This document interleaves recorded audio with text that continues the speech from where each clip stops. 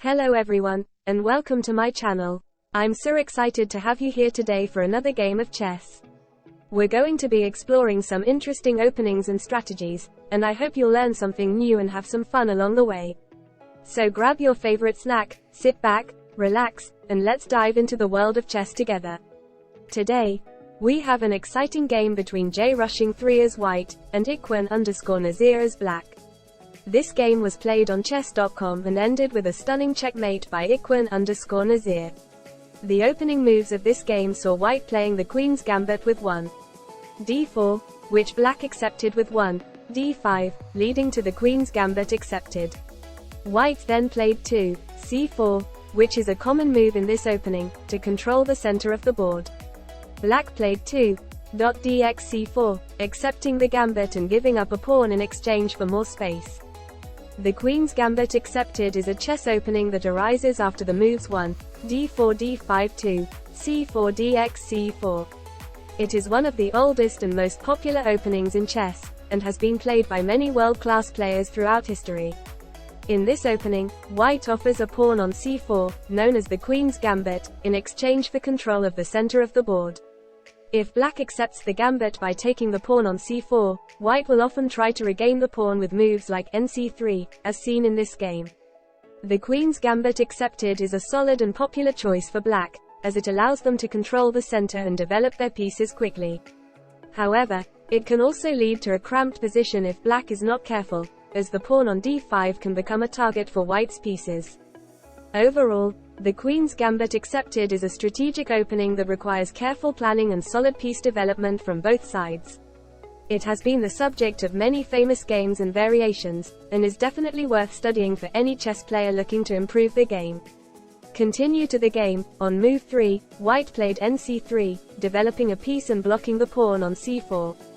Black responded with 3 e5, which is an aggressive move aiming to gain control of the center. White played 4 e3, which is a solid move to open up lines for their light-squared bishop and attack black's pawn on e5. Black responded with 4.x4, removing the defender of the pawn on d4 and creating a doubled pawn for white. On move 5, white played exd4, opening up the e-file for their rook and exerting pressure on the pawn on d5. Black responded with 5 nc6, developing a piece and putting pressure on white's pawn on d4. White played 6 nf3, developing a piece and supporting the pawn on d4. Black responded with 6 nf6, developing a piece and aiming to control the center. On move 7, white played d5, gaining more space and attacking black's knight on c6. Black responded with 7 nb4, attacking white's queen and creating a double attack on c2. White played 8 qa4+, which is a tactical move to attack black's knight on b4 and gain control of the center. Black responded with 8 bd7, which is a natural move to defend the knight and create pressure on white's queen. On move 9, white played nb5, attacking black's knight on c7 and creating a fork with their bishop on d6. However, black played 9 nfxd5, sacrificing a pawn to break the fork and gain the initiative. White then played 10 bxc4, which looks like a good move to develop a piece and gain control of the center. Black responded with 10 bf5, which is a strong move to attack c2 square and create pressure on white's position. On move 11, white played o, which is a natural move to get their king to safety. Black played 11 bc5, which is a good move to develop a piece and create pressure on white's position. On move 12, white responds with 12 nxc7+, forking the black king and queen.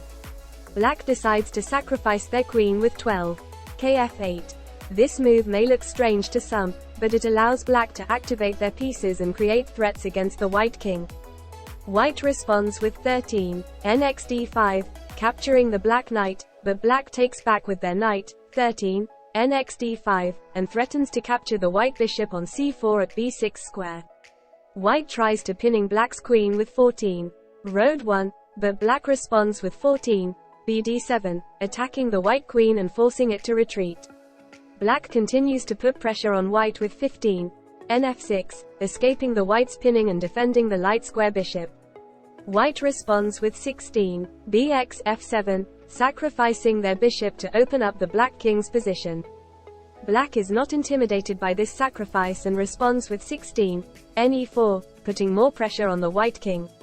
White desperately tries to defend with 17, ne5, attacking the black bishop on d7, but black has a powerful response with 17, bx f2+, forking the white king and rook.